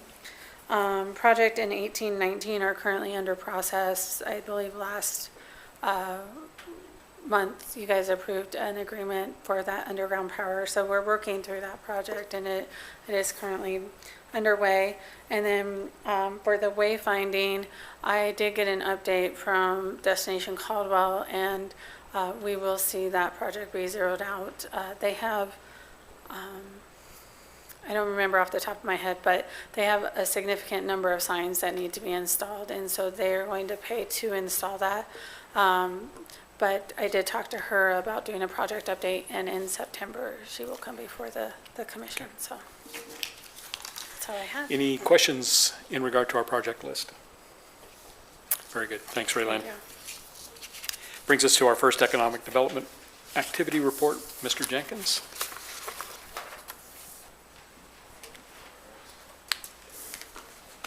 Chairman, Commissioners, I chose to save some paper tonight, so I'm going to do this from my laptop here. But good evening. Thank you so much for having me, as always. Just quick updates that I have here, and you see them in front of you as well. I did a few tweaks to them, but in large part, they're mostly the same as far as the notes are concerned. Maverick is under construction. You all have likely seen that. I know, Mr. Moore, you're out there quite a bit. You've seen the building going up. It's moving fast. They're going to be open by the end of the year. So really good to see some progress in the north area. WeatherTight Roofing, they're still waiting on water. They did put a sign up on their property that says future home of WeatherTight Roofing offices there. So we're excited to see that project get underway in the future as infrastructure heads down south to meet them at their property. Project Horizons, this is a BVEP lead. We also have a Project Horizon, so not to get mistaken between the two there, but it's a 100-acre industrial project that's going to provide 150 jobs. I submitted a couple sites in the North Caldwell area. A lot of these projects that have these large acreage requests consider either Caldwell or Cuna, so we're really the only two cities that are built to handle those types of inquiries, so that puts us in a good spot. And I think we'll, if a project like that comes into the valley, Caldwell is well positioned to land something like that, so that's exciting. The other one's Project America. This is a commerce lead, so we get various leads, and this is what I was referring to with that assistant director role as we fulfill the obligations tied to these inquiries. I'll give you just one example, Project Imagine. Within their RFI, they had 32 pages. I just double-checked a couple days ago, so we have to go through and fill out their requests. So they ask for various infrastructure requests. They ask how far the interstate is from the property.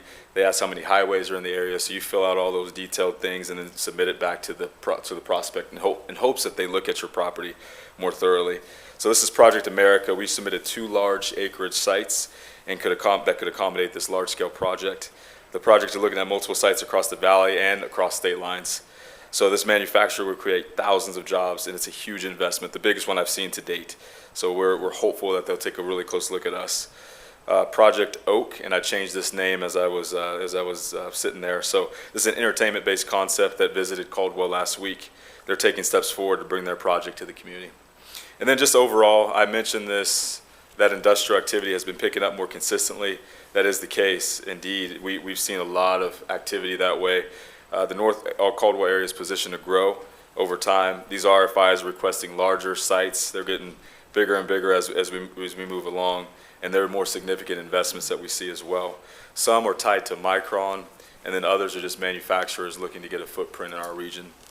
And then the Farmway Village annexation that established a city adjacency, if you will, to parcels that are north of Farmway Village. So that was a pretty exciting announcement, or addition to the area with that city council approval that happened recently. So that was helpful. And then Lexor Investments LLC, this is the group tied to the amphitheater.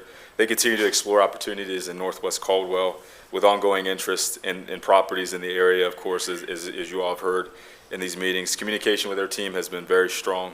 We look forward to seeing how their plans evolve in the future. So additional updates, just real briefly, and I added this one as well after I submitted this report, but the U.S. Bureau of Labor Statistics, they released the June jobs report, and they showed that the economy added 147,000 jobs, and that exceeded expectations. So the unemployment rate ticked down to 4.1%. That's a reduction from 4.2% in May, and it's its lowest level since February of 2025. So inflation's about 2.35%. I think I'm caught up with my notes now. As of June 2025, it was 3.27% last year. Inflation refers to the rise in prices of goods and services over time, which reduces the buying power of the general public and the dollar as a whole. The inflation rate is the percentage that describes how quickly prices are rising. And I have a couple graphics here. I don't know if they're showing up or not. Yep, we got it. So this graphic here shows U.S. housing shortage by county. You all can see that everything east of Texas and Missouri, so to speak, is doing quite well. But as you go into the west, we're seeing a housing shortage, and you can kind of drill down into Canyon County a little bit there, and you're seeing some of that. So we're landing roughly like 8% according to what this graphic is showing us. So trying to, of course, continue to meet that need of housing stock that's tied to our population growth. And then if you go down a little bit more here, you see U.S. housing affordability by county. We're in the red there, of course, and being in the red on this chart is not a positive thing.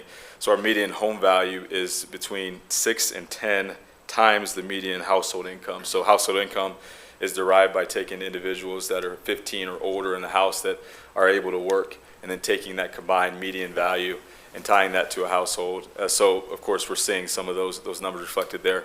So this is not a very popular opinion, but more housing stock and diverse housing stock is going to help us with this issue over time. So, and I think I have one more graphic. Yep, I do. So companies are paying people more money to stay in a job than they are new hires. So we're realizing over time in our economy that it costs more to lose people than it is to hire people. So that folks are paying more to actually retain employees, especially ones that are fulfilling the job duties and doing it well and have that institutional knowledge that's just hard to overcome. So job switchers, AKA new hires, are typically ones that get the higher increases for jobs, but you're seeing the job stayers making more money, and this chart's indicating that. And this chart is actually from the Federal Reserve Bank of Atlanta. And I think that's all I have. Emmanuel, is that it? All right, good deal. All right, so that concludes my report. Happy to answer any questions if there are any. Very good. Thank you, Stephen. Mr. Allgood. Yeah, Stephen, you were here, saw our current map for a potential new urban renewal area, and it includes the old Domes Church area. Is Devco still in possession of that property? Are they moving? What is the situation they're in right now? Chairman, Commissioner Allgood, they have officially closed on the property, so it's changed hands. And what they're doing is they are going through the process of seeking assistance from the state. So there's an application process, and there's different points during the year where you could submit for that application. And I don't exactly know when that date is, but I know they're preparing for that application process to open up so that they can get ready to try to develop that. I know that they potentially could come forward if an urban renewal district is established, but the timing has to line up. But they're still active. They are. That's good news, good news. And then the second question, it's just crazy considering how fast we're growing, which is a crazy rate. But based on the chart you showed us, it looks like we're still in a housing shortage. Are the people, the industries and the developers that are coming your direction for commercial property, are they concerned about workforce at all? Have they expressed that to you at all? Like, we don't have enough people yet, or is that not an issue? Commissioner Allgood, that question's come up, and one of the things is housing affordability. That's been a challenge for us. I realized that when we talked to a group that visited us out of Tennessee, and they referenced that, saying, hey, our household income in Tennessee is a lot different than what you have here. We're looking to keep the job hiring range at the similar rate. That's going to be a challenge for folks to afford a place to live. So we realized that was difficult. I can tell you just one thing empirically. We have Prospector Point. They finished phase 1 recently. I think it consists of about 263 apartments. They basically filled them all. So they're working toward phase 2 as they move forward. So one thing that we're seeing, and it's a more tangible effect, is really just talking to developers and asking how their inventory is filling up. And it relates to apartments and different various housing stocks that are available. So we're definitely seeing things fill up, and our numbers are definitely high as far as our in-migration numbers, but we're also seeing the units filling up just as quickly. Okay, thank you. Mr. Moore. Mr. Chairman, Stephen, to kind of piggyback what Councilman Allgood said here on affordable housing, is that in your travels, is that like a number one subject that comes up, trying to move a company here or open a company here, and what kind of affordable housing do we have or do we don't have? Yeah, Chairman, Commissioner Moore, that certainly comes up. The housing piece is important, and the reason why you want to keep people in your community is because it develops an internal workforce in Caldwell that separates you from the pack. You hate to see, so there's a U.S. Census a tool that they have, and it's basically called On the Map, and it shows the number of employees that work in your community and also the ones that leave your community. We have an exorbitant amount of folks that are leaving our community and going to Boise each morning, which is why it's virtually a parking lot on I-84 if you travel east at 8 a.m. But we're trying to close that gap a little bit, and employers that are coming into our market see the housing stock and people that actually live in Caldwell as a real benefit to our workforce. Yeah. As a city, I know we're working diligently to partner with workforce housing developers so that we can bring in more affordability into our market. That's been a real challenge, and you just have to find creative solutions to work through some of those dynamics. So workforce housing and creative solutions. What do you think of that lot over here by Lions Park that's sitting down there timbered and burning up right now? What do you think of that for affordable housing, workforce housing? What do you think of that area? Commissioner Moore, I like it because really it's contiguous with the park. It's in an area that could certainly use the improvements as far as new development is concerned. And it also provides housing stock for a city-owned property that could be formed that could be looked at in the form of a partnership. So I look at that 1 acre and different possibilities that could come in there. It's a residential neighborhood anyway. So identifying that as a workforce housing project in the future certainly makes sense. Last question. So there was a couple of projects that we've all heard about, the amphitheater, and then there was another big, large project, a manufacturing plant that was looking to go out to that north side on the left side of 2026. Are those projects still have life, air to them, or what can you tell or not tell us about them? Yes, the amphitheater certainly is still moving forward. We met with them as recently as last week, so that was very positive. They've been here a number of times, as you know. They're very anxious to get going. A few things have to fall into place, but we're getting very close to getting that off the ground, which is really exciting for the city. The manufacturing group that I believe you're referring to is Project Imagine. It was a pretty sizable project and had not just Caldwell's attention, but the state and the governor and everybody else in between. That project was put on hold. They had a leadership change that kind of shook up their organization a little bit. I haven't heard that they're bringing that back to examine sites or investigate opportunities, but I've stayed in touch with the site selector who's based out of Chicago. And every time we go to a national conference or whatever the case is, I seek her out and touch base and just let her know we're still here. So my hope is that they bring that back. But in the meantime, Commissioner Moore, we've had so much interest from the state perspective with Commerce and BVEP that I do think we're going to land a pretty big fish over the next year or so. And it should be a project that's going to send head waves into the valley as far as investment and job creation is concerned. Gosh, what I remember of it is like $1.8 billion in growth to the area, economic value to the area. Mm-hmm. How does a ladies' jail facility next door to that, on that parcel next door, how does that affect that whole picture, or not affect it? Commissioner Moore, I will say that in working with projects, there has been some concern expressed, that hearing some of the rumors of that possibility occurring. The flip side of this is these investments are pretty massive. They're significant. So when you have a big investment and you want to recruit individuals to work for your facility or recruit individuals to the community or near where you're going to put this investment, it becomes rather difficult when you have projects like that. There are also some ancillary concerns as it relates to development and what could come in after something like that is developed. They're just those are things that we think about. But nonetheless, we work with whatever happens, and we do what we can and control what we're able to control. Thank you very much. Mr. Chairman, I'd be curious to hear what Shane and their feelings of with a county jail going in across the street from that development. I'm just curious what that would entail to your business plan, or maybe not. Thank you, Stephen.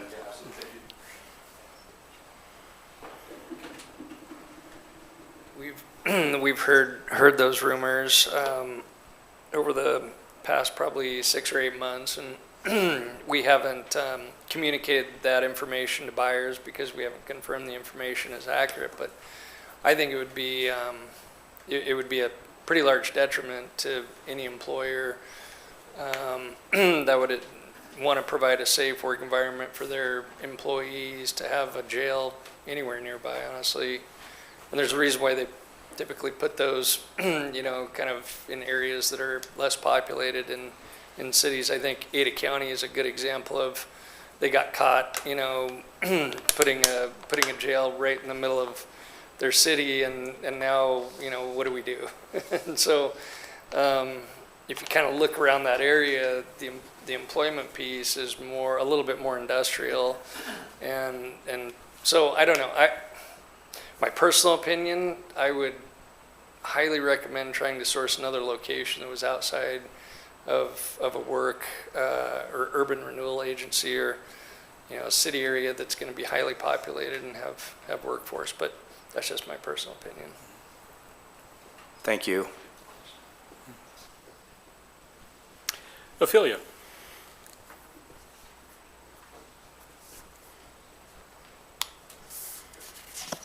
Good evening, Chair, Commissioners. So I'm going to go ahead and start with the URA downtown properties.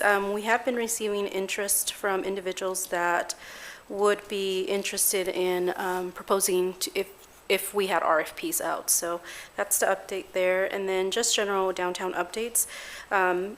We'll be posting on the griddle here. They will be opening at the end of August, early week of September. They're doing a lot of tenant improvements in their building. It's looking amazing, and we're excited for them. NARA is also doing great work inside their space, former Amano space. I've sent a couple pictures out for you guys to take a look. They're putting a lot of work into that space, and I'm sure that they'll attract plenty of people into our downtown. I've had a lot of inquiries as of late in terms of office space. Currently, right now, there is a big end user that's looking at 6,700 square feet of space here in near downtown or in our downtown. So super excited to be working with them. Let's see here. We do have a Kimball Blaine project, a bridge project that will be impacting our downtown here in the near future. Our engineering department is working with RBCI to making sure that we communicate all that information with the downtown businesses, and just having that one point of contact and making sure that communication is streamlined. Other activities that are happening in downtown is the Latino market. That's been a market that's been around for now a couple weeks now. They've been receiving about 1,200 is what Placer AI is reporting when we pull those reports in terms of people attending that market. So a lot of traffic in our downtown. Brewfest was another event that brought in a lot of traffic. 3,400 is what Placer AI is showing. So a lot of activity right now in our downtown due to the many events that are happening. So it's super exciting to hear that our downtown is very active. Very good. Thank you, That is Ophelia. all I have for tonight. Mr. Moore. Mr. Chairman, Ophelia, I've got to ask you the question too in your travels.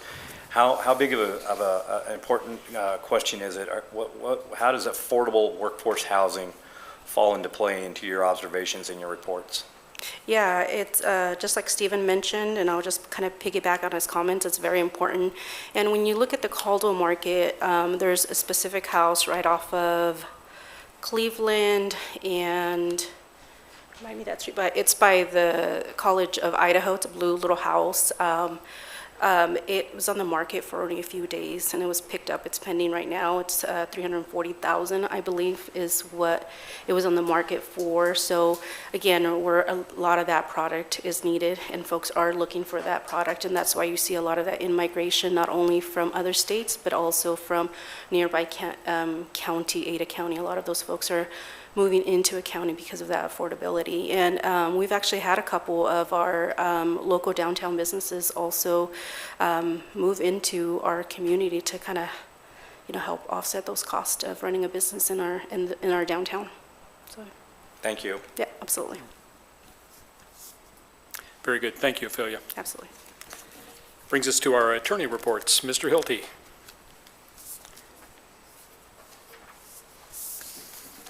Thank you, Mr. Chairman. On the Lee Jenke site, you'll recall that at the last meeting here, you approved the draft plan, recommended it to the city council. I appeared before the city council on July 7 and presented that there. It passed on a little bit of a divided vote. I think it was 5-1, but it did pass. The resolution then provides for the further processing of it. That would be two major steps. One is the Planning and Zoning Commission meeting, where they will evaluate the plan based on the city's current comprehensive plan. So my office will assist in that process, as we've done in the past, by basically preparing a comprehensive plan analysis for the Planning and Zoning Commission to consider. Once that is done, that's currently scheduled for August 13th. We were hoping for a little bit sooner date, but that's the date that Robin could get us in front of the Planning and Zoning Commission. Following that, it'll go back before the City Council for a hearing, public hearing, and then consideration of an ordinance formally creating the area. We're looking at one of the meetings in September, hopefully the first meeting in September, for final City Council action on that. Maybe several of us jotted down the to-do to contact Lee Jenke after hearing from Councilman Chuck. Mr. Chairman, I'm happy to do that. Is that Yeah, something that you- would be appropriate. Okay, Thank you. I'll reach out and let him know that it's probably important for him to touch base with Roger Brooks. Thank you. One thing to clarify, and maybe this is just a language clarification, but there was not a variance or special carve-out for Mr. Jenke from this north area. He had started his process really before what we're talking about now, where Roger Brooks had been more involved in the broader area that I'm going to get to, excuse me, here in my coming comments. And it just sort of stayed on that track. And there was a discussion as that broader area began to take shape about whether to fold him in or leave him out. He wanted to stay out and go ahead and pursue a separate sort of development that he had gotten started. Really, it's two adjacent areas. One was started before the other, so there isn't really a carve-out or variance per se. It's just two separate areas. I don't know if that's important or a clarification at all, or maybe you all understood that, but that's really the way to think about those things. There was no special provision made for Mr. Jenke's area versus what we've got, of course, sort of in process in the broader area. Any questions on Mr. Jenke's site? All right. Could you pull up that boundary we looked at earlier? So for this area has gone by two names, and I don't want to convey. I've referred to it as the central area. I think it's been called the north area. It's the neighborhood north of the tracks. You guys all know what I'm talking about. I don't think we want to call it the north area. That might be too confusing. But the next step in this process, and again, the feasibility study is underway, which is fantastic, and we're out ahead of the game on that compared to where we've been on many other areas. From my end, we need a resolution from the city council declaring that a deteriorating or deteriorated area. We've been through that process before. Before I can do that, I need to have sort of an acknowledgement from this body that this is the boundary that you're comfortable with moving forward. So even tonight, you heard about punching it out to the north to include some property north of I-84. There's questions about whether to include what is a lot of city property on the west end of it. Every time, well, perhaps with the exception of Mr. Jenke's site, every time we've gone through this, there's been that dynamic. Can you move it here? Can you move it there? Fair questions raised tonight. Before I go to the city council, I just need to have a fixed boundary. And so I was talking with the chairman about whether or not we felt like there had been really a consensus among commissioners that this was the right boundary. And I thought maybe we would come back for a discussion. So I just need to know what to take to the city council. That's what's prompting this discussion. I don't think there will be any difficulty getting the declaration. We just have to have the boundary. As you look at it, two things to keep in mind. Mr. Jenke's site, of course, will be carved out of this. And then the other thing that will be carved out, if it exists, would be any parcels, any enclave parcels in there that are currently not in the city limits. That would dramatically change our processing, and that's just not contemplated to include county property in this area. I don't think there is any, but I have an inquiry into city mapping to kind of confirm that. I've looked at the zoning map and the city boundaries myself. I didn't see any, but we just want to make double sure. So as it goes forward, those would potentially be, minor little carve-outs from this site. But with that, I'll turn it over to your discussion. Is this the right site? Do we need to tweak it? Are you ready to go forward? Mr. Doty? Yes, thank you, Mr. Chair. Haven't we already moved forward with a company, though, to do a feasibility study in this area? So not that your point wasn't well taken, sir. Maybe that can become another area at some point, but we've already hired a company to do this particular map. So we'd have to come up with more money, and they'd probably have to start, maybe not over, but certainly they're not going to add that extra area for free. And the money's already been allotted for at least this area. So not that we wouldn't entertain another area outside of that, but I'm comfortable with the map that we submitted for the feasibility study already. Agreed. Mr. Brooks? Mr. Chairman, it looks like the intent is not to include any county-owned property. but some is included, so I don't know if you want to amend the map or just roll with it. We'll probably want to amend. Commissioner Brooks, what do you have, what are you identifying there? And again, let me back up, I'm sorry. It's okay if it's owned by the county. Okay. If it's not within the city limits, that would be the issue. Okay. So I was all of the just- campus of the courthouse, yeah, sorry, that's all completely fine. Okay. Just wanted to verify. Right, good point. Mr. Allgood? Yeah, and I just, come on, Turner. I expressed to you, and I'm not arguing against this, but I expressed the same concerns to the chair as what Mr. Webster did, is a lot of this west end is publicly owned property, which would not provide to the tax rolls, and we're fairly restricted on how we could use money generated on publicly owned property, is that correct?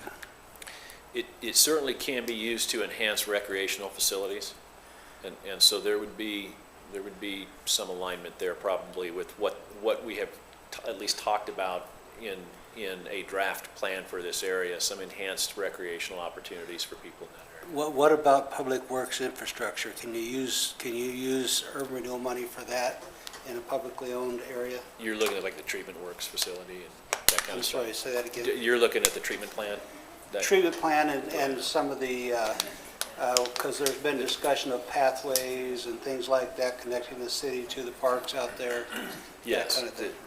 yeah, that kind of infrastructure you can, but again, you can also do, I want to make sure we're not talking past each other, Chris. Yes. Infrastructure, including road, curb, gutter, sidewalk, street signage, street lighting, and all of the slate of utilities, public utilities, that's all appropriate. How exactly that's going to shake out in terms of projects will kind of depend on how the feasibility study goes forward. I probably sort of misdirected you. I think there likely is value to the property to the west, even though it's city-owned. A lot of it is parks that could be enhanced by projects in this area. And so there are reasons to include it, even though it's not going to generate tax revenue, which is true. But it might be the subject of some projects that might enhance those facilities for the people who live in that area. Okay, perfect. Thank you. I know that when Commissioner Cole and I met with Roger Brooks, he looked at this footprint and really emphasized the amount that could be done in that west side. So thank you to Commissioner Doty for bringing that up and insisting that that component be added to the first map. Mr. Moore? Mr. Chairman, not to go down a rabbit hole here, but is this Golden Gate irrigation area down in there, is that right? Is it? Yeah. Thank you for not chasing that rabbit. That's a fast one. Any other questions for Mark? And Mark, where do we go from here? What do you need? Well, I think I just need you to know that my plan is to probably append this map and go forward at the next council meeting with a resolution. And again, it is, as you know now from the processing of these plans, right, they're not fixed from the start, they're fixed at the end. And there could be some tweaks to this, and the city council will have ultimately the say in that. But I need to know that I'm not starting with the wrong thing. And so as long as this looks like what we've agreed to, it's what's in the feasibility study, I will go forward with that. I guess it's sort of a speak now or forever hold your peace. Mr. Moore? Mr. Chairman, Mark, that yellow portion there, that's the first ever neighborhood URA in the city of Caldwell. Is that correct? It technically was not an urban renewal area. It was a little bit of a different program. And then it depends on what you mean by neighborhood. The east area had vast tracts of neighborhood areas in it. So it's sort of maybe a nuanced answer, but it certainly was the subject of some prior attention, yes. I'm all for those boundaries. I like it. Okay. Are we giving a combined consent here? Okay, very good. There you go. Okay, so I know that some of you have been critical at times of staff appearing to stand at this podium and pull the oar of developers, and so I don't want to do that. But I do have an update on the Fairgrounds project. I did talk with Diana. She said that her heavy lift of the year is underway. She's at fair stuff all night tonight, and she will be next week. I think there had been some discussion about moving forward at the city council level next week to discuss the Gabiola Fields project. That's obviously not going to happen then. What she told me was, on the phone, was about the Gabiola project, is she does want to pursue that. She thinks that it's a good idea. She thinks it'll make the property more useful for all of the users. And she's been in touch with the college and the rodeo about that. And so she plans to make her pitch sometime in August on getting that off the ground.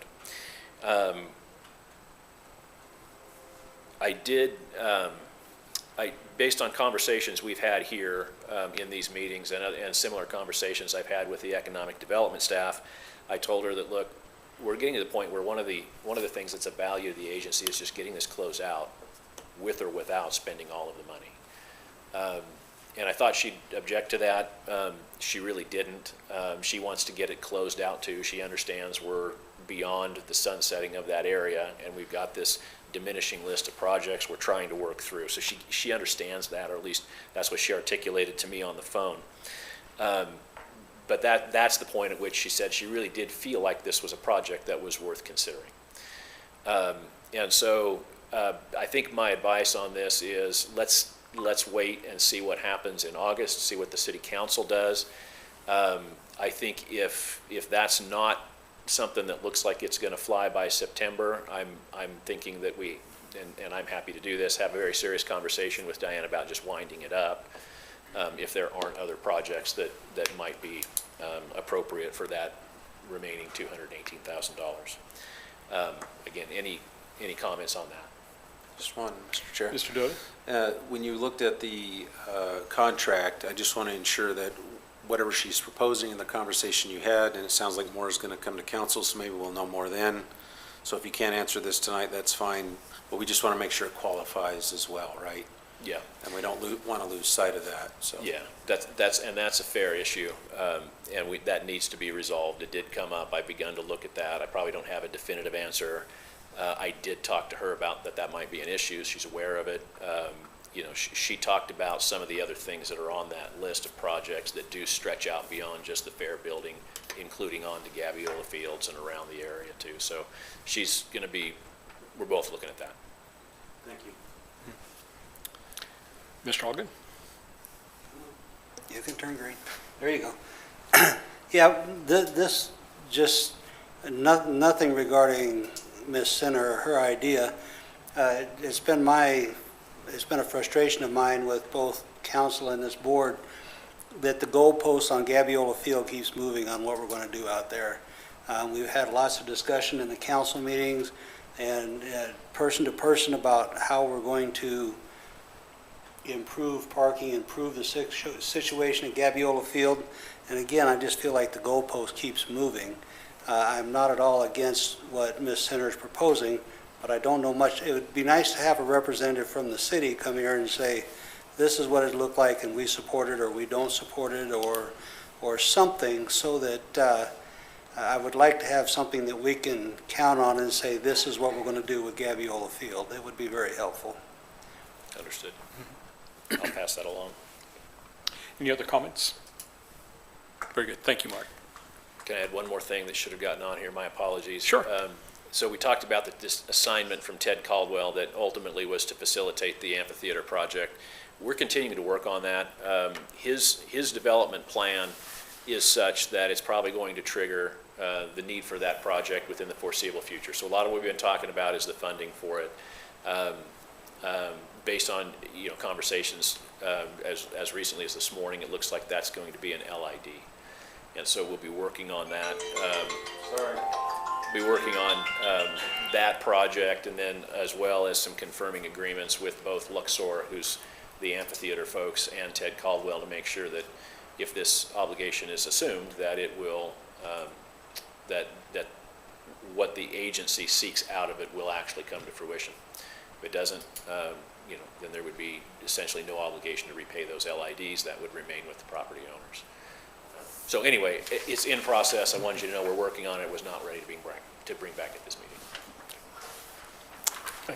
Mr. Allgood? I have a totally unrelated question on a different subject, but I didn't want to let Mr. Hilty get away. Very good. I'm sorry. Did not want to let me No, get- don't get away. But this is for the board as well. So with this new urban renewal area that we're going with, it does not include Kimball and Arthur, and we still have a piece of ground sitting there. Mr. Moore stated several meetings ago, well, maybe we should just put a for sale sign on it. I would love to see us do something with that piece of property. I don't see the urban renewal taking that into consideration in the future. Where are we going with that? And, we can agendize it if we need to, but we need to go somewhere with it, I think. We're just got a big piece of bare property there. So, anyway, just throwing that out there. I agree. I don't know if you wanted me to answer or not. I mean, I think doing another RFP, if the market's there for it, I think if Ophelia said that maybe it was, but maybe looking at the market and whether there might be better results if there was another RFP. And that'd be the primary option. You do have the option ultimately to transfer it to the city or potentially even just to sell it. Can we still carry it on even though the urban renewal area is long expired? No, it is a separate area. It is a We separate create a area, separate so we area can, there, so it will continue. we can just keep, because we've had, 3 failed RFPs at least? Yep. Okay, I'd like to move it somehow. Mr. Chair, and that's not the only urban renewal owned property downtown, right?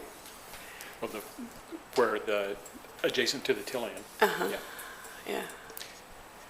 Which is a And much that- larger piece. And if you look at the details on this map, those pieces that, I forgot his last name, that Dale talked about, are included in this new area. Mr. Moore? Mr. Chairman, just looking at that piece of property there, I mean, gosh, you got another tenant that's down there on the end of it and this and that. I mean, I guess I don't know, I don't want to be in a hurry, but I think that at some point in the city life here, that's a very valuable piece of property in the realm of things. So I think it has some big economic value. Stephen, do you want to speak to that real quick?